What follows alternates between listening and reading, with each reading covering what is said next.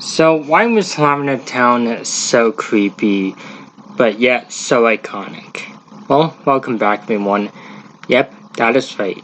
Today I'm taking a look at, Lavender Town.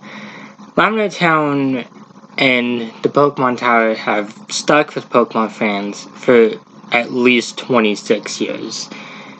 And throughout those 26 years, there's been numerous rumors and also myths about the town.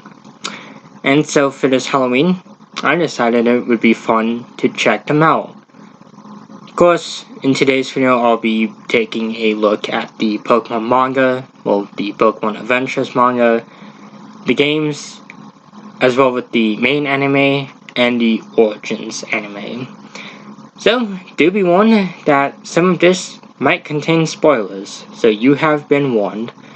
Well, starting off with the games, as this is probably the most iconic form of Lavender Town, there's really nothing really scary about the town.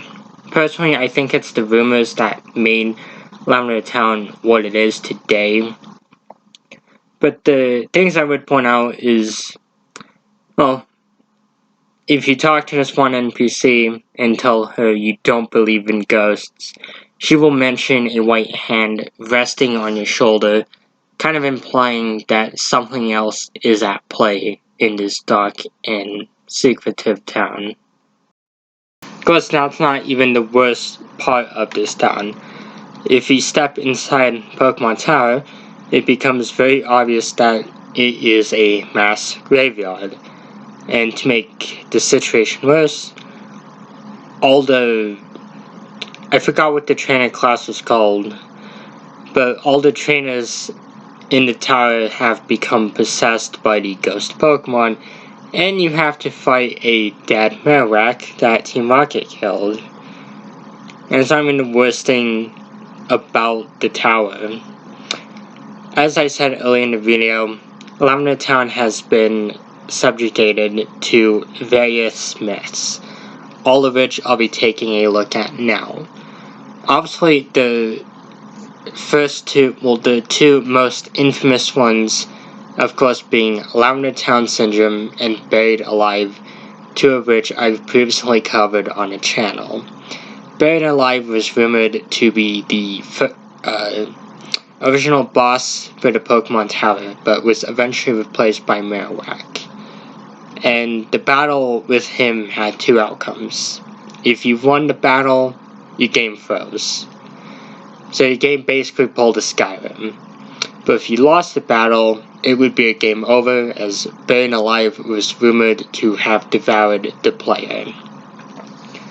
Of course, the second one, being Lavender Town Syndrome, was also one I did cover, and pretty much the TLDR is that the frequencies used in the original releases caused headaches and worse stuff to happen to those who listened to it. So in simple words, it's basically Pokemon's version of the Ring, except that rumor was completely false. It was apparently also a rumor that surrounded Green, as we never got it overseas. But of course, these are just, rumors and myths. Of course, there is also another creepy boss that I did want to talk about, and that is, of course, Escape from Lavender Town. I don't know too much about this one, but I feel like I should have included it in this list, as it is probably one of the reasons why Lavender Town is so eerie to begin with. Of course, then there was also a ROM hack for Fire Red and Leaf Green, where you could fight a supposed satanic being outside of Lavender Town.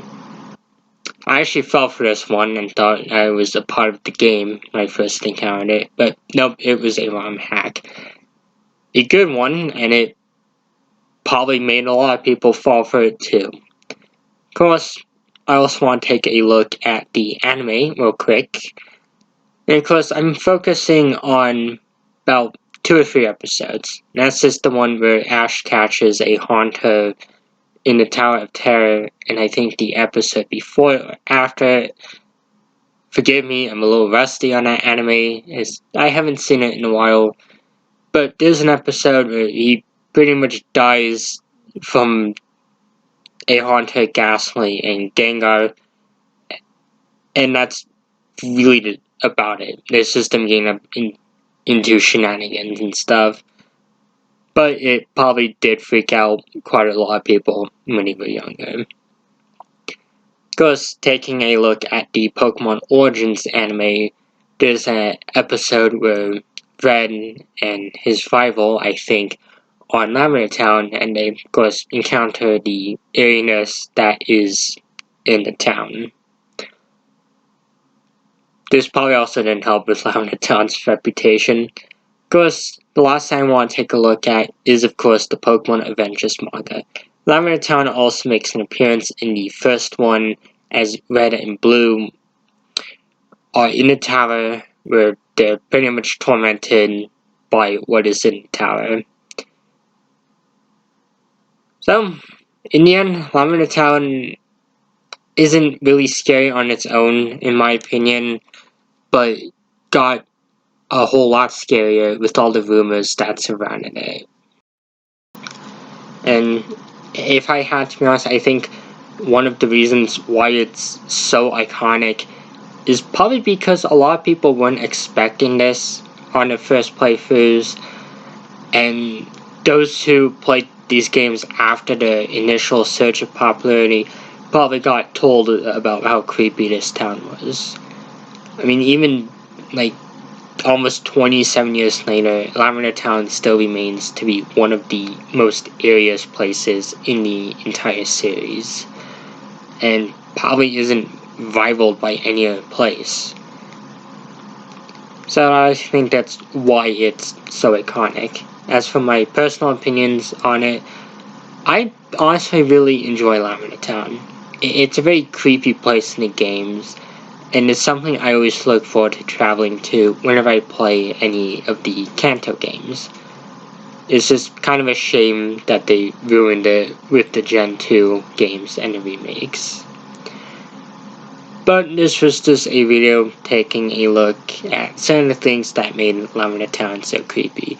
I imagine that there's more stuff that surrounds this town, but that's all I could find for now. But maybe I'll do a second video at some point. I do plan on doing more top 5s and anime reviews in the future. So, keep an eye out on the channel if any of that interests you. And of course, before I go, I want to wish happy Halloween to everyone who's watching.